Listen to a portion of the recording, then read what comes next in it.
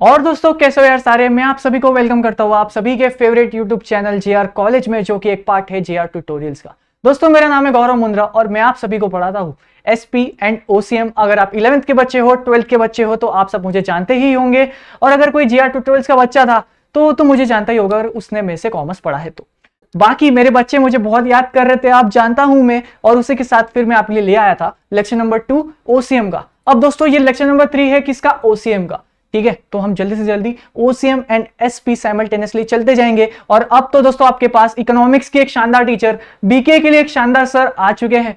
I hope आप उनको भी उतना ही प्यार दे रहे हो। अरे भाई इतना मत दे देना, पता चला आप मुझे तो प्यार कर ही नहीं रहे हो। ठीक है, सारे टीचर्स इक्वली देना भाई। ठीक है, पता चला आप सब मुझे भूल चुके हो तब तो बड़ा बुरा लगेगा, लेकिन कोई बात नहीं यार, मैं आप सभी को भूलने नहीं दूंगा, क्योंकि एसपी और ओसी ये तो मेरे हाथों में ही ना। ठीक है दोस्तों, चलिए आज क्या करने वाले हम, ओसीएम देखते ही, लेसन नंबर 1 देखते ही और लेक्चर नंबर 3 देखते ही आपके दिमाग में आ जाना चाहिए हेनरी फयोल। क्योंकि मैंने आपको लास्ट लेक्चर में बोला था कि भाई हम हेनरी फयोल जो है ना, उनके वो जो व्यक्ति थे, इतने महान व्यक्ति, हम उनके इंट्रोडक्शन पे ज्यादा समय नहीं लगाएंगे, क्योंकि लेक्चर नंबर 2 में हमने उस पर मेहनत करी थी। तो जैसे ही आज के जो टॉपिक है ना भाई, प्रिंसिपल्स ऑफ मैनेजमेंट, किसने दिया था? हेनरी फयोल ने दिया था, वो सर ने दिया था। तो सर के बारे में, हेनरी फयोल सर के बारे में, हेनरी फयोल अंकल के बारे में इंट्रोडक्शन जो आपके मुंह से आना चाहिए। ठीक है, आएगा कि नहीं? पक्का आएगा ना? और नहीं आता है तो भाई मेरे हाथ में ना ये पेंसिल है, मैं ये पेंसिल यहां से फेंक के मारूंगा, आपके सीधा ऐसे बजेगा। ठीक है, तो दोस्तों हेनरी फयोल का इंट्रोडक्शन मुझे सभी को अच्छे से एकदम मुंह ज़बानी याद होना चाहिए। और अगर कोई बच्चा मुझे, मैं जहां रहता हूं ना, मुझे कुछ बच्चे मिलते हैं और अगर वो 12th का रहा तो मैं उसको रुका के पूछूंगा, ए भाई इधर सब बढ़िया? नहीं, ऐसा नहीं पूछूंगा, हेनरी फयोल का इंट्रोडक्शन बता, ऐसा पूछूंगा। क्योंकि दोस्तों इस बार ये क्वेश्चन आने की पूरी तरह से संभावना है, और आपके 12th के प्रीलिम्स के पेपर में तो पक्का ही आना है। ये क्वेश्चन आता ही है यार, टीचर वगैरह पता है आपको हमेशा डालते हैं, और वो जब जब डालते हैं वो बोर्ड्स में भी आता है। मैं आपको क्या बताऊं, मैं जब 12th दिया था ना भाई, ये प्रिंसिपल्स ऑफ मैनेजमेंट 5 मार्क के लिए क्वेश्चन आया था, राइट 6 प्रिंसिपल्स। यहाँ पे तो हम टोटल 14 पढ़ते हैं, एग्जाम में आपको 6 लिखने को बोलेंगे, आपको टोटल 8 लिख के आना है। ठीक है, चलिए आज का टॉपिक स्टार्ट करते हैं। लास्ट लेक्चर में दोस्तों हमने 4 प्रिंसिपल्स के बारे में पता था, हमने समझा था 4 प्रिंसिपल्स के बारे में। आज हम बचे 10 के बारे में समझेंगे, जो कि बहुत इजी, बहुत आसान, ज्यादा समय बिल्कुल नहीं लेगा। इसी के साथ लेक्चर को स्टार्ट करते हैं। हाँ, बाकी मैंने ये नहीं बोला शेयर वगैरह कर देना, क्योंकि मुझे पता है आप वो करोगे। बाकी ये मेरा इंस्टाग्राम आईडी है। ठीक है दोस्तों, अगर आपको कोई भी प्रिंसिपल्स में डाउट आ रहा है, कोई भी टॉपिक हो, आप मुझे यहाँ पे डीएम कर सकते हो। ठीक है, राहुल सर को जाके डिस्टर्ब नहीं करना है कॉमर्स के डाउट्स के लिए। कॉमर्स का डाउट्स और खासकर एसपी एंड ओसीएम के डाउट्स यहाँ पे मैं एंटरटेन करूंगा। ठीक है, रस्ट्रॉल माफ कीजिएगा। चलिए यहाँ पे भाई प्रिंसिपल्स ऑफ मैनेजमेंट हमने 4 कंप्लीट कर दिया था। अब हम 5th वाला स्टार्ट कर रहे हैं, जिसमें पहला है भाई principles of unity of command. ठीक है, समझा? आप पहले दोस्तों ये जो हेड पॉइंट्स है ना, पहले आपके मुंह जुबानी आपको याद होना चाहिए। Principle of unity of command, principle of unity of command. आप ये पूरे लेक्चर द्वारा जब आप देखोगे, आप ये जो हेड पॉइंट्स है ना मेरे साथ 3 बार रिपीट करोगे। ठीक है दोस्तों, करोगे पक्का? और एग्जाम में ये प्रिंसिपल्स को आप कैसे याद करोगे, मैंने यहाँ पे देखो शॉर्ट में बनाया है आपको कुछ इस तरह से ही। आपको एक बुक मेंटेन करती है ओसीएम के लिए, और जो मैं यहाँ पे लिखाऊंगा ना, वो एक एक चीज आपको वहां पे लिखनी है, और डिटेल में लिखो चलेगा। अब जितना आपकी डिटेल्स में नोट बनाओगे आपके लिए आसानी होगी। क्योंकि दोस्तों देखो, अगर आपको थियरी में अच्छे मार्क्स स्कोर करने ना, उसका एक ही रूल है, पता है कौन सा रूल है? कि आपकी एक खुद की लिखी हुई बुक होनी चाहिए, हैंड रिटन आपके नोट्स होने चाहिए। अगर आप एक बार कुछ चीज को लिखते हो ना, वो दिमाग में 2x स्पीड पे आपके दिमाग में फिट हो जाएगा। ठीक है, आप मानोगे नहीं, जब मैं सीएस में अपनी पढ़ाई किया करता था दोस्तों, वो हजार पेजेस की बुक होती थी, लेकिन वो 1000 पेजेस की बुक को मैं 200 पेजेस में कन्वर्ट करता था अपनी हैंडराइटिंग में। तो वो जो इतनी बड़ी बुक होती थी ना, उसको याद करने का यही एक तरीका है, उसको समराइज वे में एक एक वर्ड उसका लिखते जाओ। ठीक है, एक तरीका बता रहा हूँ बीच बीच लेक्चर में। देखो अपना तरीका हमेशा से यही हुआ है समझाने का भी, समझाने के साथ साथ हम आउटसाइड टिप भी देना चाहते हैं। इसके लिए एक अलग सा भी हम वीडियो बनाएंगे, उसकी अलग बात है। लेकिन आपको ये 14 प्रिंसिपल्स जो है ना, बच्चे कभी नहीं समझते। अगर वो समझ जाए तो लिख नहीं पाते। यार ये लिखना ही तो सबसे आसान है, अगर आप एक बार समझ गए, आप इसको अपने मन से लिखो। अब principle of unity of command पता है क्या कहना चाहता है? अरे बहुत बेसिक सी बात करता है, ये देखिए, receive order from only one superior. मैं सिर्फ एक की ही बात मानूंगा, जो मेरा बॉस है, उसके अलावा मैं किसी की बात नहीं मानूंगा। ठीक है, समझते आगे। ये क्या लिखा है? Helps in managing conflicts and solving dispute. मुझे आप दोस्तों मैं आपको एक चीज बताता हूं, जैसे देखो मैं एक जेआर ट्यूटोरियल्स के फैमिली का पार्ट हूं, मैं एक जेआर कॉलेज पे कॉमर्स पढ़ाता हूं। ठीक है, अब मैं मेरा जो बॉस है कौन है यहाँ पे, राहुल सर है, ठीक है। अपने राहुल भैया है, मैं इनकी बात मानूंगा। अब कोई दूसरी क्लासेस वाले अगर मेरे को आके बोलेंगे अरे सुनना तू वहां पे ये वाला लेक्चर डाल रहा है, अब तू लेक्चर नंबर 3 मत डालना, सीधा 5th डालना, ठीक है मैं समझता हूं, पर मुझे दोस्तों आप एक बात बताओ, मैं किसी थर्ड पर्सन की बात क्यों मानूं, मैं क्यों मानूं, आप मुझे ये बताओ। मेरा बॉस कौन है, राहुल सर, मैं वो जैसे बोलेंगे मैं वैसा क्रिएट करूंगा। अगर वो कहते हैं कि भाई हम तेरे को ओसीएम नहीं पढ़ाने देंगे, ठीक है हम नहीं पढ़ाएंगे, क्योंकि हम उनकी बात मान रहे हैं, मेरे सुपीरियर कौन है वो है, तो जैसा वो कहेंगे मैं उनकी बात मानूंगा। अब दोस्तों क्या होता है ना, बिजनेस में भी बहुत सारे डिपार्टमेंट होते हैं, एक होता है सेल डिपार्टमेंट, मार्केटिंग डिपार्टमेंट, आप कह सकते हो भाई आप सोशल मीडिया वाला भी एक डिपार्टमेंट होता है, आप ये समझो दोस्तों फ्रॉड पकड़ने के लिए भी एक डिपार्टमेंट होता है, फ्रॉड रिपोर्टिंग करने के लिए भी एक डिपार्टमेंट होती है, पॉलिसी एंड प्रोसीजर्स बनाने के लिए भी एक डिपार्टमेंट होती है, आप कह सकते हो एथिक्स कमेटी भी होती है। एथिक्स कमेटी यानी कि अगर कंपनी में कोई काम कर रहा है तो वो गलत चीजों का तो उपयोग नहीं कर रहा है, कोई इलीगल सोर्सेस या इलीगल चीजों का तो इस्तेमाल नहीं कर रहा है सक्सेस पाने के लिए, ये सब चीजों का भी देखरेख होता है। एक रिस्क मैनेजमेंट कमेटी भी होती है, तो इतने सारे डिपार्टमेंट होते हैं। अब मुझे एक बात बताओ दोस्तों, समझो ये डिपार्टमेंट ए है और ये डिपार्टमेंट बी है, ए डिपार्टमेंट का बॉस ये है भाई और बी डिपार्टमेंट का बॉस ये है। मैं ए वाला, ए जो मेरा हेड है, मेरा हेड, मैं ए डिपार्टमेंट का आदमी हूं दोस्तों, ठीक है।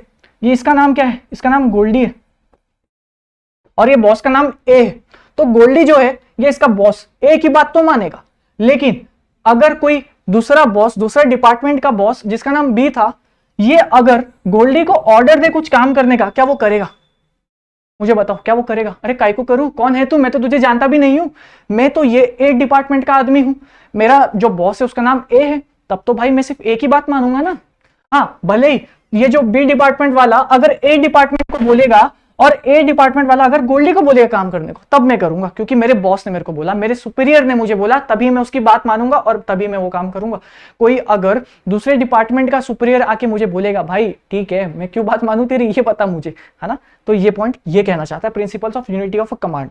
देखो दोस्तों ये समझना बहुत ईजी है, मेन दिक्कत लिखने की आ जाती है। तो ये जो लिखा है ना मैंने शॉर्ट में, आपको इस तरह से इसको और एक्सटेंड करना है, पर आपको ये चीजें तो याद करनी है और लिख के आनी है। तो यहाँ पे 14 प्रिंसिपल्स ऑफ मैनेजमेंट में थोड़ी याद करने वाली बात आ जाती है, लेकिन बहुत आसान है। चलिए प्रिंसिपल्स ऑफ रेम्यूनरेशन, भाई ये मेरा फेवरेट है, ये मेरा फेवरेट पता है क्यों है, मुझे एक बात बताओ, समझो मैं तुम्हें एक चीज समझाता हूं दोस्तों, एक एकदम दिल से बोलता हूं, जो होगा आप समझो। एक बिजनेस है, तो बिजनेस ना दोस्तों, बिजनेस ना पैसे की बात होती है, बिजनेस में फ्री में काम नहीं किया जाता, फ्री में काम करूंगा तो मेरा बिजनेस बंद हो जाएगा। अब जैसे अपना ये जो चैनल है, मैं जो लेक्चर आपको बना रहा हूं, मैं आपको फ्री में प्रोवाइड कर रहा हूं, लेकिन दोस्तों फ्री में प्रोवाइड करने की एक मोटिवेशन जो है ना, वो लॉन्ग लास्टिंग नहीं होती है, क्योंकि एक ऐसा समय आएगा जिसमें हमारा प्रॉफिट मोटिव हो जाएगा, क्योंकि भाई हमें भी मार्केट में जीना है, साथ साथ मुझे भी मेरा घर चलाना है। सीधी सी बात है, देखो ओपन टॉक है आपके साथ, मैं आपको सीधे से झूठा ये नहीं देना चाहता, दिलासा क्या बोलते हैं उसको, कि भाई फ्री में काम कर सब चलता है, भाई कुछ नहीं चलता फ्री में काम करने से, ठीक है। ना घर चलेगा ना तू चल सकेगा, ठीक है। कभी इमरजेंसी आ जाएगी तब क्यों, क्या करेगा भाई, पैसे के बिना कुछ नहीं इस दुनिया में, ठीक है। लेकिन ऐसा ही होता है कुछ बिजनेस में। अगर आपके बिजनेस में एम्प्लॉइज है, अगर आप उस एम्प्लॉय को एक महीने का 30,000 रुपए दे रहे हो, ठीक है, कितना दे रहे हो भाई, 30,000 कमाता है, ठीक है। चलो ये 1 साल बहुत अच्छे से काम किया इसने, अब दोस्तों इसके पास 1 साल का एक्सपीरियंस आ गया, अब ये क्या बोलेगा, भाई यार मेरा बॉस तो मेरे को 30,000 दे रहा है, मैं तो जॉब चेंज कर रहा हूँ, 30,000 में कौन काम करता है, मैं थोड़ी ना करूंगा, इतना पागल है क्या, मैं जा रहा हूं छोड़ के। अब दोस्तों वो ऐसी बात ना करे, आपने उस एम्प्लॉय को अपने बिजनेस में 1 साल तक रखा, तो उसको क्यों जाने दे रहे हो। कोई नया एम्प्लॉय आएगा, अब आप उसको काम सिखाओगे, आप पहले उसका ट्रस्ट जीतोगे, अरे काम करो, ये जो एम्प्लॉय है ना इसकी रेम्यूनरेशन बढ़ा दो, इसका सैलरी बढ़ा दो। रेम्यूनरेशन को हम कॉमर्स में बिजनेस लैंग्वेज में बोलते हैं, अगर हम अपनी शब्द में बात करें तो इसको सैलरी बोलते हैं। तो भाई जब आप इसको 30,000 दे रहे हो ना यार, एक काम करो ना यार, इसको आप 35,000 दे दो, ये भी बेचारा खुश हो जाएगा, इसकी रेम्यूनरेशन बढ़ेगी तो इसको थोड़ा मोटिवेशन आएगा काम करने में। तो ये वाला प्रिंसिपल ये समझाना चाह रहा है कि एक मैनेजर जो है ना, उसको अपने एम्प्लॉयज की सैलरी नहीं लिखोगे, रेम्यूनरेशन ही लिख के आओगे, रेम्यूनरेशन का ध्यान देते हुए चलना है। समझ आया, कितना आसान है ना बच्चों वाला टॉपिक। चलो आगे। अरे मेन दिक्कत पता है क्या है, मेन दिक्कत 14 प्रिंसिपल से बच्चे हो जाते हैं कंफ्यूज। मेन दिक्कत ये है। तब आपको इस 14 के 14 पॉइंट्स का आपको ना दोस्तों क्या करना है, नोट्स बनाना है, अपने हैंडराइटिंग में लिखना है, पॉइंट्स एक्सटेंड करो, उसको याद करो, तभी आप इस चीज को याद कर सकोगे। अगर कोई बच्चा ये सोच रहा है सर रीड करूंगा, आपका लेक्चर देखूंगा, आप नहीं लिख पाओगे एग्जाम में। ये डिफिकल्ट है टॉपिक, दिखने में आसान बहुत लग रहा है पर इतना आसान नहीं है। ठीक है, एक बुक मेंटेन करनी है अभी से। ठीक है, चलिए अगला प्रिंसिपल पे चलते हैं, प्रिंसिपल ऑफ ऑर्डर। लेकिन दोस्तों आप ये समझ रहे हो ना, ये जो प्रिंसिपल है ये किसके है, ये दोस्तों हेनरी फयोल के है ना, ऐसे किसी का रैंडम इंसान का नहीं है भाई, ये मेरे अपने प्रिंसिपल्स नहीं है। किसके प्रिंसिपल्स है, ये है दोस्तों हेनरी फयोल के प्रिंसिपल्स। बहुत बड़ा आदमी था, एक बहुत बड़ा मैनेजर था। बॉर्न कब हुआ था, 1841। डेथ कब हुई थी उनकी, 1925। कहाँ के थे, फ्रेंच के थे। क्या कौन थे वो, क्या थे, इंजीनियर थे। क्या बात है, कौन से फील्ड में, माइनिंग के फील्ड में। अरे क्या बात है, याद है कि नहीं, है ना। इस तरह से याद करो, इंट्रोडक्शन वगैरह याद होगा। और उनको क्या बोलते हैं, किस चीज का फादर बोलते हैं, ये आप कमेंट सेक्शन में लिखोगे। चलो ह्यूमन रिसोर्स, मैं क्या बोल रहा था, यहां पे ध्यान दो, प्रिंसिपल पे सीधा इस पे आ गया, प्रिंसिपल ऑफ ऑर्डर। अगला प्रिंसिपल क्या बोलता है ये, human resource and materials. Human resource यानी कि एम्प्लॉयज, लेबर्स वगैरह, मटेरियल्स यानी कि सामान। ठीक है, फैक्ट्री चलाने के लिए उसमें सामान लगता है, रॉ मटेरियल्स लगती है ना, ये वो मटेरियल्स की बात कर रहा है। ठीक है, should be in right place at right time for maximum efficiency. जैसे दोस्तों मेरी बात सुनो, आपको चाहिए था, आपको एक ऑर्डर आया, किस चीज का ऑर्डर दूं भाई समझ नहीं रहा मेरे को अभी। चलिए मैं ना एक बहुत क्रिकेट लवर हूं मैं एक, तो आपकी एक फैक्ट्री है, आपकी फैक्ट्री में दोस्तों कितना ऑर्डर आया पता है, 100 बैट बनाने का ऑर्डर आया। क्या बात है, आपको दोस्तों 100 बैट्स बनाने का है, क्रिकेट बैट। ठीक है, क्रिकेट बैट। लेकिन दोस्तों क्या हुआ ना, आपके पास 100 बैट के लिए मटेरियल पता है कितना था, रॉ मटेरियल सिर्फ और सिर्फ 60 बैट्स का मटेरियल था। कितना मटेरियल था, सिर्फ और सिर्फ 60 बैट्स का क्रिकेट बैट का मटेरियल था। लेकिन यार दोस्तों आपको ऑर्डर 100 का आया है, आपके पास मटेरियल सिर्फ 60 का है, यार नुकसान हुआ कि नहीं। हमारे पास से 40 बैट्स का ऑर्डर चले गया है यार, दुख की बात है या नहीं। सोचो अगर आपके पास 100 बैट का मटेरियल होता, हम उसको 100 बैट्स बना कर देते और एक्स्ट्रा प्रॉफिट कमाते। लेकिन दोस्तों हमारे पास तो सिर्फ और सिर्फ 100 बैट का ऑर्डर जो था, उसमें से अनफॉर्चुनेटली सिर्फ और सिर्फ 60 बैट का ही ऑर्डर है। अरे बच्चा तो रोने लग गया, कोई बात नहीं, लेकिन यही सब चीज आपको समझनी है एक अच्छे मैनेजर होने के नाते। जब आपके पास कोई बिजनेस का प्लान आता है या आपके पास बिजनेस का कोई ऑर्डर आता है, आपको मेक श्योर करना है आपके पास एफिशिएंट अमाउंट ऑफ रिसोर्सेस है, आपके पास एफिशिएंट अमाउंट ऑफ एम्प्लॉइज है। ठीक है, मैं बहुत बड़ी बात बोल रहा हूँ। आराम से 1x पे कोई बच्चा अगर वो 2x पे देख रहा है ना, 2x की स्पीड पे तेरी पिटाई करूंगा, फटाफट 1x कर और मेरी बातों पे ध्यान दे। ठीक है, मैं क्या बोला, बहुत इंपॉर्टेंट बात बोल रहा हूं मैं आपको, कि जब एक मैनेजर होता है ना, वो कोई भी उसके पास कोई ऑर्डर आता है तो वो सबसे पहले देखता है उसके पास वो रिसोर्सेस है क्या। अगर उसने ऑर्डर एक्सेप्ट कर लिया, वो अगर आगे ऑर्डर को फुलफिल नहीं कर पाता है, तो दोस्तों आपको पता है क्या उसको क्या बोलते हैं, उसको बोलते हैं ब्रीच ऑफ कॉन्ट्रैक्ट। और आपको इंडियन कॉन्ट्रैक्ट एक्ट 1872 के अंदर फोड़ा जाएगा, आपको ले जाएंगे कोर्ट में, आपसे डैमेजेस, कंपेंसेशन, इंफ्रिंजमेंट, ऐसी ऐसी चीजें आप पे लगा सकते हैं। और डैमेजेस, कंपेंसेशन, बहुत हैवी कंपेंसेशन ली जाती है। ठीक है, अगर आपके और मेरे बीच में कॉन्ट्रैक्ट हुआ कि आप 100 बैट बनाओगे, आपने बोल दिया अरे टेंशन ना ले बना दूंगा, लेकिन जब बारी आई बनाने की तब आप उसको फुलफिल नहीं कर पाए, मैं आपका हमारे बीच में एक एग्रीमेंट बनाऊंगा और उस एग्रीमेंट को कोर्ट में जाके जब मैं रखूंगा कि देखिए कोर्ट 100 बैट की बात करी थी, अरे 100 छोड़ो, इनने तो अब तक 30 भी नहीं दिया है, कोर्ट बाकी 70 बैट्स का भी आपसे कंपेंसेशन मुझे करवा के देगी। ठीक है, तो ये प्रिंसिपल बहुत इंपॉर्टेंट है, प्रिंसिपल्स ऑफ ऑर्डर। देखो इसको सिर्फ एग्जाम में पास होने के लिए यहां से मत याद रखो या मत पढ़ाई करो इस हिसाब से। अब आप एक मैनेजर हो, मैनेजर, ठीक है, ये मैनेजर वो वाला डायलॉग याद है कि नहीं, हाँ, तो आपको उस हिसाब से ये सारी चीजें समझनी है, क्योंकि अगर आपको एक सक्सेसफुल मैनेजर बनना है तो आपको इसको समझना है। भाई मैं पता अभी क्यों सर वहां पे अभिषेक सर बैठे हैं, तो वो भी मेरा एक्सप्लेनेशन सुनते सुनते हंस रहे हैं। तो ठीक है, यहाँ पे चलिए प्रिंसिपल ऑफ इक्विटी क्या बोल रहा भाई, इक्विटी आइए देखते हैं। यहाँ पे management should be fair as well as friendly to subordinates, should not be discrimination between employees. मतलब कि दोस्तों देखो, आपको एक एम्प्लॉय और दूसरा एम्प्लॉय दोनों एक समान, भले ही दोनों की सैलरीज इसकी 60,000 है, इसकी 50,000 है, कोई बात नहीं, इसके पास 60 है क्योंकि इसके पास एक्सपीरियंस ज्यादा है, कोई बात नहीं, इसकी भी बढ़ेगी। लेकिन आपको सिर्फ और सिर्फ सैलरी के बेसिस पे उनके बीच में डिस्क्रिमिनेशन नहीं करना है। या फिर आपको पता होगा आजकल कास्ट और वगैरह के रिलीजियस के पीपल पे भी आप कह सकते हो आप डिस्क्रिमिनेशन होता हुआ देखने को हमें मिलता है।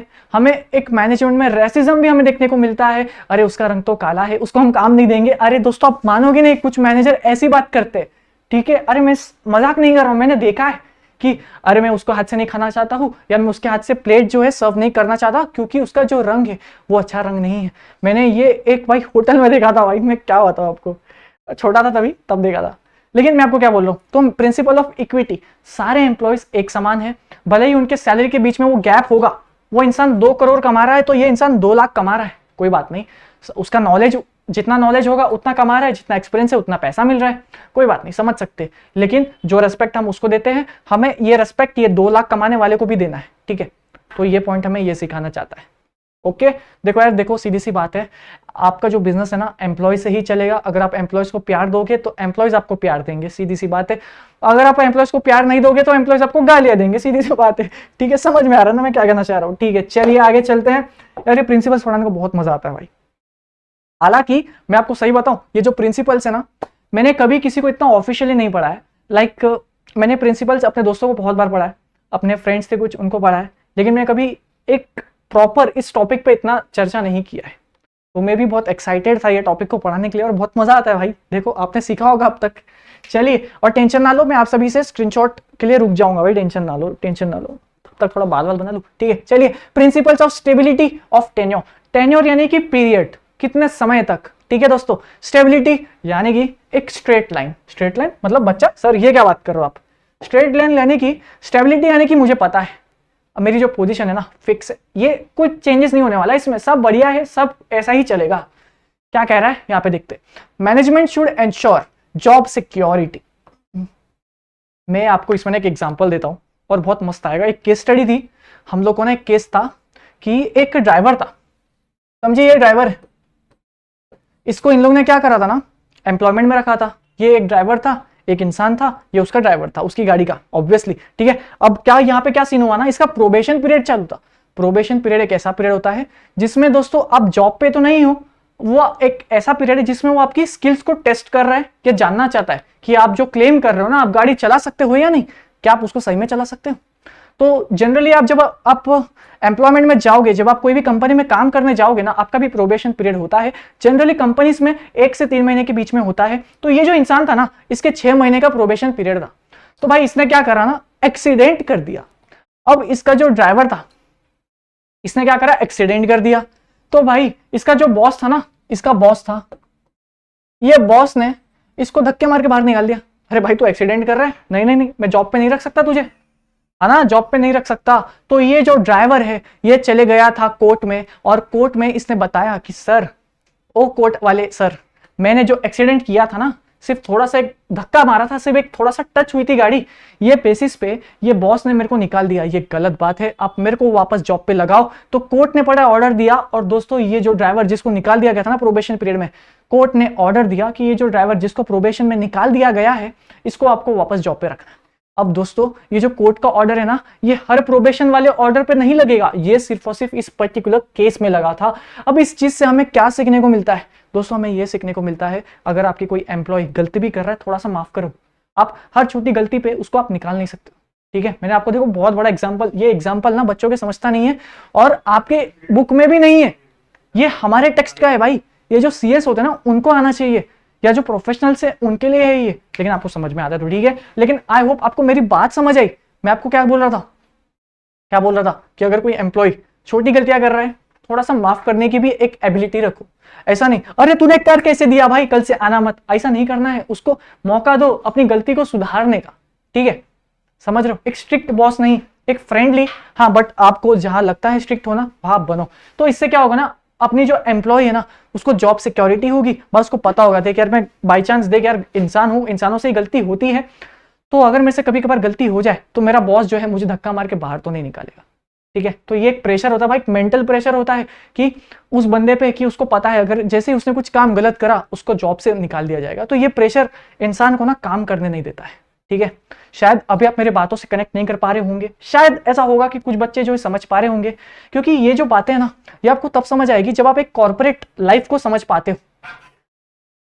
ठीक है, बच्चा का सब रुक क्यों गया? अरे बाल देख रहा हूं मेरे। चलो आगे, प्रिंसिपल ऑफ इनिशिएटिव। ठीक है, इनिशिएटिव, इनिशिएटिव यानी कि मैंने आपको बोला था आपको सिर्फ और सिर्फ 10 प्रोडक्ट बनाना है, लेकिन आप में बहुत जोश था, बहुत मोटिवेटेड थे भाई, आपने बना दिया टोटल 12 प्रोडक्ट, और उस 12 में भी आपने कुछ चेंजेस किए जो आपको लगा ये करूंगा तो ज्यादा अच्छा होगा, वो आपने खुद से किया। तो क्या आप ऐसा कर सकते हो? देखो यार दोस्तों, वैसे तो ना ये सब रूल्स एंड रेगुलेशंस में लिखा जाता है कि कोई एम्प्लॉय अपना ज्यादा दिमाग नहीं चलाएगा, जितना उसको बोला है वो उतना ही करेगा। तो ये अगर आपको ऐसा बोला गया है तब तो आपको उतना ही करना है, लेकिन अगर आपको ऐसा कुछ नहीं बोला है तो आप अपने इनिशिएटिव, आप खुद के अपने आइडियाज, खुद के फीडबैक्स को लगा सकते हो, इस्तेमाल कर सकते हो, और आपका जो मैनेजर होगा ना, आप उसको बता सकते हो, अरे मैनेजर ये देख, फ्रीडम, यहाँ पे देखो पॉइंट क्या कहना चाहता है, freedom to think and work on new ideas, to encourage employees to take initiative while working on given task. इसका मतलब ये दोस्तों, मैंने आपको एक टास्क दिया था, जैसे एक और एग्जांपल दूं, लाइव एग्जांपल, आज के लेक्चर का लाइव एग्जांपल दूं। जैसे ये लेक्चर नंबर 3 था, ठीक है, राहुल सर ने मेरे को बोला अगर हो सके तो आज 4th लेक्चर भी ले ले। ठीक है, तो ये क्या था, मेरे को एक टास्क मिला। अब राहुल सर चाहिए तो उसमें मुझे बता सकते हैं कि तेरे को कहाँ कहाँ तक पढ़ाना है, आज इतना ही पढ़ाना, उससे ज्यादा मत पढ़ाना। ठीक है, अब वो तो मेरे पे है ना यार कि मैं राहुल सर के गिवन टास्क तक पढ़ाऊं या फिर एक और टॉपिक आपको आज सिखा कर जाऊं, ये तो मेरे पे है ना, सीधी बात है कि नहीं। तो एक मैनेजर को ऐसा, जब एक एम्प्लॉय एक्स्ट्रा एफर्ट्स ले रहा है तो उस मैनेजर को उसको अप्रिशिएट करना चाहिए, है ना, उसको ऐसा नहीं बनना चाहिए भाई ऐसा मत कर, जैसा मैंने बोला वैसा ही काम होना चाहिए। अरे यार तो इतना खड़ूस मैनेजर क्यों बन रहा है? थोड़ा सा प्यार दिखा और उसके साथ एक अच्छे दोस्त के साथ स्किल्स मैनेज करो, बिजनेस मैनेज करो, सो दैट आपका बिजनेस जो है भाई बहुत आगे पहुंचेगा। देखो यार दोस्तों, एक बिजनेस का सक्सेसफुल होने में उसके मैनेजर का ही एक बहुत बड़ा रोल होता है, क्योंकि एक टॉप मैनेजमेंट जो हो गया, जहां पे director, whole time director, manager, अलग मैनेजर है वो। ठीक है, मैं कंपनीज एक्ट 2013 वाला मैनेजर की बात कर रहा हूँ। होल टाइम मैनेजर, मैनेजर याद आ रहा है कि नहीं? सीनियर मैनेजमेंट, जो एसपी के स्टूडेंट है भाई वो मेरे से कनेक्ट कर पाएंगे। सीएस, ये सब कौन है? केएमपी, मैं ये वाले मैनेजमेंट की बात कर रहा हूँ, वो मैनेजमेंट अलग है, कंफ्यूज मत हो जाना। तो वो मैनेजमेंट क्या करते हैं ना, वो लोग सिर्फ एक प्लान बनाकर दे देते हैं, लेकिन उस प्लान को फुलफिल पता है कौन करता है? ये मिडिल लेवल वाले लोग। तो ये जो मिडिल लेवल वाले लोगों का ना आपको ध्यान रखना, पे चलना है, ये मैनेजर बताना चाह रहा है। ठीक है, चलो भाई आगे, principle of spirit D cops. इसको वैसे स्पिरिट नहीं बोलते, इसको आप principle of spirit D cops भी बोल सकते हो। अपने शब्द में टीम वर्क। देखो यार दोस्तों, टीम वर्क, एक बिजनेस जो है ना, एक अकेले व्यक्ति से कभी भी सक्सेसफुल नहीं हो सकता। आपको कुछ लोग लगेंगे ही लगेंगे, ठीक है, आपको लोगों की सहायता लगेगी। आप अकेले शायद एक अच्छा माइलस्टोन अचीव कर पाओ, लेकिन अगर आपको उससे और आगे जाना है ना, आपको लोगों की हेल्प लगेगी। आप अकेला शायद बहुत आगे पहुंच जाओ, लेकिन आपको सिर्फ वहां तक ही रहना है क्या? आगे नहीं बढ़ना, बहुत आगे जाना है ना। तो बहुत आगे जाना दोस्तों एक अकेला व्यक्ति के लिए पॉसिबल नहीं है, ये बहुत ही बड़ी दुनिया है। इस दुनिया में अगर आपको सरवाइव करना है ना, तो आपको बहुत सारे लोगों का प्यार चाहिए, और वो जो प्यार है ना, एक बिजनेस में उसके एम्प्लॉयज देते हैं। और ये जो एम्प्लॉयज है, अगर ये सब मिलकर प्यार करे, यानी कि अरे मतलब मेरी बात सुनो, वैसा प्यार नहीं, अगर ये सब मिलकर काम करे, सब मिलकर काम करे, तो ये बिजनेस को बहुत आगे पहुंचा सकते हैं। ये पॉइंट आपको ये कहना चाह रहा भाई, टीम वर्क है। आप क्रिकेट देखते होंगे, फुटबॉल देखते होंगे, क्या उसमें एक ही प्लेयर मैच जिता रहा है? नहीं ना। आपने ऐसा देखा होगा कि उस प्लेयर ने सभी से अच्छा खेला, नो डाउट, लेकिन क्या वो एक प्लेयर कभी मैच जिताता है? नहीं। वो 11 प्लेयर्स का स्पोर्ट है, 11 के 11 प्लेयर्स ने मिलकर मैच जिताया है। भले ही वो बंदा, अगर कोई प्लेयर 0 पे भी आउट हुआ हो, उसका भी उसमें कॉन्ट्रीब्यूशन है दोस्तों। अगर वो 0 पे आउट ना हुआ होता, और जो अगला बैट्समैन आया है वो इसलिए आया है क्योंकि वो 0 पे आउट हुआ ना, मतलब कॉन्ट्रीब्यूशन तो भाई उसका भी है। भले ही उसका कंट्रीब्यूशन 0 है, लेकिन कंट्रीब्यूशन तो है। समझ में आ रहा हूं यहाँ पे क्या कहना चाह रहा हूं? तो टीम वर्क है। कभी भी एक सिंगल प्लेयर मैच नहीं जिताता, वैसे ही एक सिंगल प्लेयर बिजनेस को सक्सेसफुल नहीं बनाता। एक बिजनेस के साथ में बहुत सारे लोग जुड़े हैं, और सारे ही इक्वली इंपॉर्टेंट है। भले ही वो लेबर क्यों ना हो जो दिन का 500 रुपीज कमाता है, या फिर भले ही वो कोई टॉप मैनेजमेंट वाला आदमी क्यों ना हो, भले ही वो दिन का 5000 रुपए कमाता है। मेहनत तो दोनों की है, इंपॉर्टेंस दोनों के लिए है, डिस्क्रिमिनेशन नहीं करना, ये हमने ऊपर वाले प्रिंसिपल्स में सीखा था।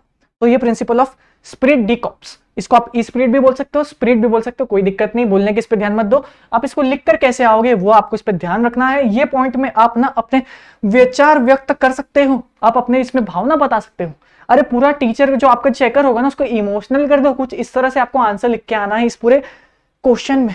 चलिए आखिरी 3 प्रिंसिपल्स, ज्यादा समय नहीं लगेगा, 3 मिनट मैक्सिमम। अच्छा चलो ठीक है, और खींच लेंगे अपन, यहाँ पे ध्यान दो यार तुम। प्रिंसिपल ऑफ सेंट्रलाइजेशन समझते हैं, थोड़ा सा अलग सा वर्ड सुना है हमने भी, आओ देखें क्या लिख रहा है ये। Concentration of power and authorities, ठीक है, फिर क्या बोलना चाह रहा है, this power are vested in one of few hands. इसका मतलब ये दोस्तों कि जो पावर होती है ना मैनेज करने की, या एक ऐसा इंसान अथॉरिटी जिसके पास है, वो बहुत हर किसी के पास नहीं होती। चलिए इन शॉर्ट आपको मैं अपना एग्जांपल देता हूं, ये लेक्चर का, अपने जेआर ट्यूटोरियल्स का। अपने बॉस कौन हो गए, अपने जो सुपीरियर हेड कौन हो गया, बच्चा कह रहा है जो जानते होंगे वो राहुल सर है, ठीक है। और बाकी हम सारे जो है हम टीम मेंबर्स हैं, हम लोग मस्त टीम वर्क करते हैं, आपस में मिलकर काम करते हैं। कब कौन सा टीचर आता है ये ऑलरेडी डिसाइड होता है, हम कब कितने लेक्चर्स बनाएंगे, हम कितने लेक्चर्स अपलोड करेंगे, ये सब किसका नतीजा है, ये सब एक टीम वर्क का नतीजा है। तब ये जो है दोस्तों, इसमें हमें जो मेन डायरेक्शन है ना, हमें मेन डायरेक्शन कौन दे रहा है, हमें सिर्फ मेन डायरेक्शन एक ही इंसान दे रहा है, वो है राहुल सर। जैसा राहुल सर बोलेंगे कि कल हमारे अभिषेक सर को आना है तो वो आएंगे लेक्चर बनाएंगे, शाम में गौरव सर को आना है तो गौरव सर आएंगे लेक्चर बनाएंगे। तो ये क्या था, हमें एक ही इंसान से जो है डायरेक्शंस मिल रहा है। लेकिन अगर सारे टीचर्स अपने हिसाब से आने लगे, चलेगा क्या। जैसे समझो मैं सुबह आना चाहता हूँ, ठीक है, मैं सुबह आ गया, लेकिन बाई चांस पता चला अभिषेक सर जो है वो भी सुबह ही फ्री थे, वो सुबह आ गए, ऐसा होगा तो चलेगा क्या भाई। हमारे पास एक ही स्क्रीन है, आधा वो पढ़ाएंगे आधा मैं पढ़ाऊँ, ऐसा तो नहीं हो सकता। तो ये क्या हुआ, एक डायरेक्शन आपको एक जगह से मिल रहा है, आपको उस डायरेक्शन को फॉलो करना है, ज्यादा दिमाग नहीं लगाना है। जैसे आपको डायरेक्शन मिल गया भाई, उसको फॉलो करो, अपना काम करो और घर पर जाओ। आपको नहीं सोचना क्या होगा, क्या रिजल्ट्स आएंगे, वो तो देखो यार हर कोई सोचता है। जब भी अपलोड होता है वीडियोस, हम चाहते हैं कि बहुत अच्छा रिस्पॉन्स मिले, जो मिलता है हमारी पूरी फैमिली को मिलता है। लेकिन फिलहाल टॉपिक से नहीं भटकेंगे, मैं क्या बोल रहा था, अथॉरिटी जो होती है ना वो एक या फिर कुछ ही लोगों के पास होती है, क्योंकि देखो कंपनी बहुत बड़ी होती है। एक कंपनी में ना दोस्तों, अगर मैं आपको एक अंदाजा दूं तो मेरे ख्याल से अपनी टाटा कंपनी में मैंने लास्ट उनका ये देखा था, 40,000 एम्प्लॉयज है उनमें। 40 मैंने लास्ट कब देखा था यार मुझे याद नहीं है, पर 40,000 एम्प्लॉयज है उनके पास। तो समझ सकते हो आप, 40,000 एम्प्लॉयज क्या एक सिंगल आदमी हैंडल कर सकता है, नहीं ना। तो उस केस में आपको और भी कुछ लोगों को अथॉरिटी देनी है कि वो उनको गाइड कर सके, डायरेक्शन दे सके, ठीक है। चलो आसान सा पॉइंट, ये तो बहुत सिंपल पॉइंट है, यहाँ पे ध्यान दो। Principle of subordination of individual interest to organisational interest. बच्चा कह रहा है सर पॉइंट का तो समझा नहीं, लेकिन इतना पता ही है हेड पॉइंट बहुत बड़ा है। तो हेड पॉइंट बहुत बड़ा है ना, तो भाई आपको ये याद करना है, ठीक है। और बहुत आसान, मेरे साथ 3 बार बोलो इसको, मतलब मैं आपका वेट कर रहा हूं कि आप 3 बार बोलोगे, ठीक है। हाँ मेरे को क्या देख रहे हैं, बोल 3 बार, हाँ ठीक है, बोला, पक्का मान लू। चलिए देखिए यहाँ पे क्या लिखा है, while taking decisions in the organization the manager should always consider the interest of whole group rather than the interest of a single employee। बच्चा कह रहा है सर इतनी इंग्लिश तो आती है, ये समझ में आ रहा है मुझे थोड़ा थोड़ा। हाँ मैं बोला इजी है। मैं क्या बोल रहा था, एक बिजनेस है, तो वो बिजनेस में जो मैनेजर होगा क्या वो अपना ही फायदा देखेगा, क्या वो पूरे बिजनेस का फायदा देखेगा। अगर पूरे बिजनेस का फायदा देखेगा तभी तो उसका सिंगल इंडिविजुअल फायदा होगा। अरे दोस्तों अगर किसी एक इंसान को अपना फायदा करना था, फिर तो मेरे भाई सोल प्रोप्राइटरशिप खोल ले, क्यों कंपनी खोल रहा है। अगर खोलना है तो 1 पर्सन कंपनी खोल ले। याद आ रहा है कि नहीं एसपी वाले बच्चों, अगर तुम लोग ने मुझे ऐसा देखा ये क्या बात कर रही है, मैं यहां से ये पेन फेंक के मारूंगा, क्योंकि हमको ये सब आता है, मैं उम्मीद करता हूँ। पब्लिक कंपनी, प्राइवेट कंपनी, याद आ रहा है कि नहीं कुछ भाई, हेलो गाइस आपसे बात कर रहा हूँ, आता है ना, ठीक है। चलो तो ये क्या था, अगर कोई सीनियर मैनेजमेंट होती है किसी भी कंपनी में, होती है हर कंपनी में होती है, तो वो लोग क्या करते हैं ना, सिर्फ जो डायरेक्टर्स होते हैं कंपनी के, वो सिर्फ अपना फायदा नहीं देखते दोस्तों, वो सबका फायदा देखते हैं। अगर सबका फायदा देखेंगे तभी वो बिजनेस चलेगा, नहीं तो वो बिजनेस बहुत पहले ही बंद हो चुका होता, ठीक है। तो ये पॉइंट आपको ये समझाना चाहता है कि आपको आपके इंडिविजुअल इंटरेस्ट को साइड में रखते हुए पूरी कंपनी को एक साथ लेके चलना है। अब आप इसको अपने एग्जांपल से कनेक्ट कर लो यार अपने चैनल पे। अगर राहुल सर चाहते तो वो खुद का ये कंटिन्यू कर सकते थे, लेकिन नहीं, वो सबका एक इंटरेस्ट लेके चल रहे हैं ना। जैसे जैसे स्टूडेंट्स का डिमांड आता जा रहा है, आपकी डिमांड भी बिकेगा सर, हम कोशिश करें, हम भले थोड़ा सा लेट हो गए आई गेस, लेकिन लेके तो आए, और अभी तो बहुत समय बचा है। और 12th वालों, इस बार अगर तुम्हारे 90 नहीं बनते ना, मैं एक एक की पर्सनली घर पे आके पिटाई करूंगा, ठीक है। चलो क्योंकि अब तो तुम्हारे लिए अकाउंट्स के टीचर है, इकोनॉमिक्स की बहुत अच्छी मैम है, बाकी सब्जेक्ट्स के लिए मैं हूँ भाई, बचा क्या मेरे ख्याल से आपके 4 सब्जेक्ट्स की प्रिपरेशन हम करवा रहे हैं। 4 ही है ना? बिल्कुल 4 है। तो दोस्तों इस बार आप सभी के रिजल्ट से बहुत उम्मीद है हमें। चलिए आखिरी पॉइंट और आखिरी प्रिंसिपल, और बहुत अच्छा आपका कंसंट्रेशन था। आई होप दोस्तों आपने ये जो पूरा लेक्चर है ना पूरी एक ही बारी में देखा, और ये लेक्चर मुझे लगता है बहुत स्मूथ गया है, इतना डिफिकल्ट नहीं है। हाँ मैं समझता हूँ इसकी जो हेड पॉइंट से याद करना थोड़ा सा डिफिकल्ट होगा, 100% डिफिकल्ट है, लेकिन मैं ऐसा नहीं बोलूंगा इम्पॉसिबल है। अरे बहुत आसान है, बहुत आसान है भाई। चिंदी टॉपिक एग्जाम में श्योर फॉर श्योर आता है, आपके प्रीलिम्स में तो आना ही है। अभी से बोल दिया ये क्वेश्चन याद करो अभी के अभी। चलो, प्रिंसिपल ऑफ स्केलर चेन। ये स्केलर क्या होता है सर? ये स्केलर चेन क्या होता है?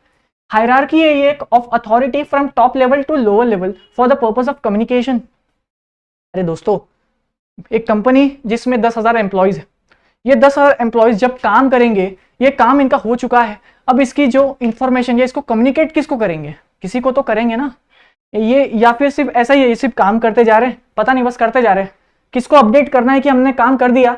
नहीं पता, हम बस काम करते जा रहे हैं, ऐसा तो नहीं होगा। जैसे दोस्तों अब मैं ये लेक्चर बनाऊंगा तो मैं राहुल सर को बोल के जाऊंगा कि सर हो गया अपना लेक्चर नंबर 3, आप अपलोड कर देना। ये क्या किया? मैंने अपने काम को कम्युनिकेट कर दिया कि मेरा काम हो गया है, अब आपका काम है आपको देखना है कि सब सही से हुआ है कि नहीं।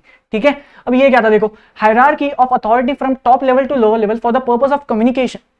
ठीक है, मेन पर्पस यहाँ पे क्या है? कम्युनिकेशन करना। अरे पता तो चले कंपनी में कि काम हो रहा है, अगर आप कम्युनिकेट ही नहीं करोगे तो कैसे पता चलेगा कि हमने जो मैनेजर ने वर्क असाइन करा था वो वर्क कंप्लीट हुआ या नहीं? कैसे पता चलेगा? ठीक है, तो ये वाला पॉइंट वो सिखाना चाहता है। Helps to ensure flow of information and communication. ठीक है, आपको ये वाली जो ड्राइंग है ना आपके बुक में है, ये वाली, ये आप एग्जाम में बनाकर आओगे, स्केलर चेन वाली। ये बहुत इंपॉर्टेंट डायग्राम है, ये बहुत इंपॉर्टेंट डायग्राम है, और बहुत ही क्या है यार, ये हलवा जैसा चीज है। यहाँ पे देखो, ये आपको ABCD EFG, ABCD A से G तक तो आपने सीखा ही होगा ना भाई, ABCD इतनी तो आती होगी। चलो भाई ठीक है, तो आपको D कुछ इस तरह से लिखना है और EFG कुछ इस तरह से लिखना है। अब देखो D ने अपना काम कंप्लीट किया, यहाँ पे एग्जाम्पल पे ध्यान दो, मस्त सा बनाएंगे अपन इसको, और फिर इसके बाद लेक्चर को एंड करेंगे तो मजा आएगा। यहाँ पे ध्यान दो, D ने क्या करा दोस्तों? अपना काम कंप्लीट करा, और C को उसने इंफॉर्मेशन प्रोवाइड कर दी कि अरे C सुनना भाई, काम कंप्लीट हो चुका है। C ने क्या करा? B को इंफॉर्मेशन प्रोवाइड कर दी, अरे B सुनो ना, अरे B सुनो ना यार, तुम इधर। ये जो D था ना, इसने अपना काम कंप्लीट कर दिया है, ये मैं आपको बताने आया हूं। ठीक है भैया, अब ये जो B है ना, ये क्या कर रहा है दोस्तों? ये A के पास जा रहा है, अरे A भैया सुनो ना, आपने जो काम C को दिया था, फिर आपने वो काम D को दिया था, वो D वाले जो भैया है ना, ये D वाले भैया, इन्होंने अपना काम कंप्लीट कर दिया है।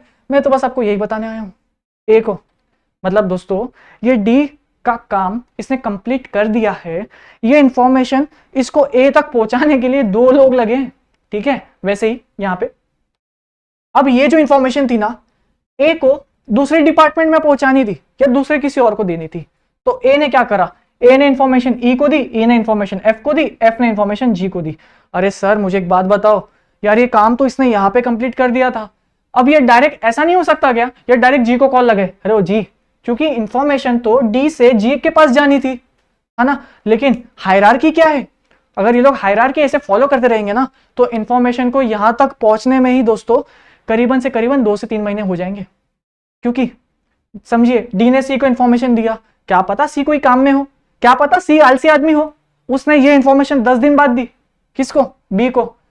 अब B भी क्या पता कुछ इमरजेंसी सिचुएशन में हो, तो B ने A को इंफॉर्मेशन 20 दिन बाद दी। वाह, मतलब जो काम D A के पास जाकर सीधा 1 दिन में कर सकता था, इसी चीज के ये लोगों ने 1 महीना ले लिया। वाह वाह, क्या बात है। ऐसा नहीं ना, ये गलत बात हो जाएगी, बिल्कुल गलत बात है ना। और अगर हमारी कंपनी या हमारी बिजनेस में कुछ एक ऐसा मैकेनिज्म हो कि ये जो इंसान है ना D, इसने काम कंप्लीट कर दिया है, ये सीधा जाकर अपने हेड को बता दे, फिर तो मजा आ जाएगा ना। तो मजा आ जाएगा, तो ये D ने क्या करा? सीधा जाकर G को बता दिया, हेलो D गया अपना G के पास, हेलो सर, बॉस है ना भाई, इज्जत से बात करनी पड़ेगी। हेलो जी सर, हमने ना वो आपने जो वर्क असाइन करा था ना, हमने वो कंप्लीट कर दिया है, ये उसकी असाइनमेंट की रिपोर्ट। क्या बात है जी भाई, ये जो आपका बॉस है ना खुश हो जाएगा, आपकी सैलरी में हाइक भी बढ़ा देगा अगर आपने काम अच्छा किया होगा, तो सब तो बात की बात है। लेकिन जब आप ऐसे कम्युनिकेशन करते हो, सीधा लोअर लेवल वाले ने हायर लेवल वाले को बिना किसी के इंटरप्शन के बीच में, बिना किसी का सहायता लिए सीधा इंफॉर्मेशन पहुंचा दिया, इस इंफॉर्मेशन को कहते हैं गैंग प्लैंक। क्या कहते हैं? Gangplank. अब ये वर्ड मुझे आपके पेपर में, ये आंसर में दिखना चाहिए, क्योंकि दोस्तों ये जो पॉइंट है ना स्केलर चेन, एग्जाम में शॉर्ट नोट में आता है 5 मार्क के लिए। ठीक है, अभी बता दिया। देखो, या तो स्केलर चेन आएगा या फिर 6 प्रिंसिपल्स लिखो जो भी आप हेनरी फ्योल के जानते हो। तो इसमें आप पहले क्या करोगे, इसमें आप पहले हेनरी फ्योल अंकल का इंट्रोडक्शन दोगे और उसके बाद सारे 14 प्रिंसिपल्स में से जो भी सबसे इजी लगते होंगे आपको, आप वो उठाकर पिक करोगे और बहुत ही तरीके से प्रेजेंट कर आओगे। हर एक पॉइंट का मुझे करीबन से करीबन मिनिमम 2 पॉइंट्स के एक्सप्लेनेशन चाहिए, हेड पॉइंट्स बहुत ही बढ़िया तरीके से चाहिए। और आपकी दोस्तों बहुत जल्द राइटिंग प्रैक्टिस वाली चीज हम स्टार्ट कर देंगे। हमारा जो टेलीग्राम ग्रुप था जीआर ट्यूटोरियल्स कॉमर्स वाला, उसमें अपना पहला क्वेश्चन आ चुका है दोस्तों। समझो आप हेनरी फ्योल के 6 प्रिंसिपल्स आपको मुझे लिखकर भेजने हैं। ठीक है, कर दोगे? मैं डाल दूंगा, जिस दिन डालूंगा आपको उस दिन मुझे ये असाइनमेंट कंप्लीट करके देना है। ठीक है, कर दोगे पक्का? अब देखो यार, आपकी मैं जो है आपकी हालत खराब करना अब मैं स्टार्ट कर चुका हूं। अब सोचो, आपको 12th में हम इतना रुलाएंगे ना दोस्तों, लेकिन ये जो आपका रोना है ना, आपके रिजल्ट के दिन आंसू तो जरूर आएंगे लेकिन खुशी के आंसू होंगे। ठीक है, चलो उसकी टेंशन ना लो आप लोग, बस पढ़ाई करते रहो। हम बिल्कुल लेट नहीं हुए हैं, टेंशन ना लो। कॉलेज वाले मानता हूं थोड़े आगे चल रहे होंगे, किसी के यूनिट के एग्जामिनेशन भी हो गए होंगे, लेकिन दोस्तों टेंशन ना लो। इतना ही बोलूंगा, कमिटमेंट दी है ना तो करके ही जाएंगे, टेंशन ना लो। भाई हॉस्पिटल में बैठ के पढ़ाऊंगा तुम्हें, लेकिन टेंशन ना लो। ठीक है, करवाऊंगा यार, टेंशन ना लो, मैं हूं ना। तो चलो फिर दोस्तों, इस लेक्चर को अपन यहाँ पे एंड करते हैं। दोस्तों शेयर करो अपने फ्रेंड्स के साथ और बता दो भाई तुम्हारे गौरव सर जो है प्यारे से आपके इतना प्यार देते हो आप लोग सभी आ चुके हैं। ओसीएम का लेक्चर उन्हें अपलोड कर दिया है, तो इसको शेयर करो। कमेंट्स में बताओ आज का लेक्चर कैसा था। मेरा इंस्टाग्राम आईडी, कोई भी प्रिंसिपल वाले पॉइंट में दिक्कत आ रही है, कोई भी इशू है ना यार, आपको क्या करना है, ओसीएम एसपी मैं पढ़ा रहा हूं ना, तो ये जो डाउट है ओसीएसपी का होगा तो आपको यहाँ पे इंस्टा पे मुझे टेक्स्ट करना है। अगर कोई भी कॉमर्स के टीचर आपके डाउट सॉल्व नहीं कर पा रहे हैं, आप मुझे सेंड कर दोगे, मैं उनको रीशेयर कर दूंगा या फिर उनसे पर्सनली टेक्स्ट करके बात कर लूंगा, आपको मैं सेंड कर दूंगा या फिर मैं ही बता दूंगा यार। ठीक है, लेकिन आपको दिक्कत नहीं आनी चाहिए। कमेंट सेक्शन में प्यार बताओ, जो भी है यार, जो भी आपको दिक्कत आ रही है, जो भी आप कहना चाहते हो ना यार, कमेंट सेक्शन आपका है। चलो यार, अब मैं आपका और समय नहीं लूंगा। बहुत बहुत शुक्रिया आप सभी के प्यार का, इतने अटेंशन का और इतने फोकस के साथ आपने जो लेक्चर देखा, मजा आ गया, पढ़ाने में भी मजा आ गया। मिलता हूं आप सभी से नेक्स्ट लेक्चर में। चलिए।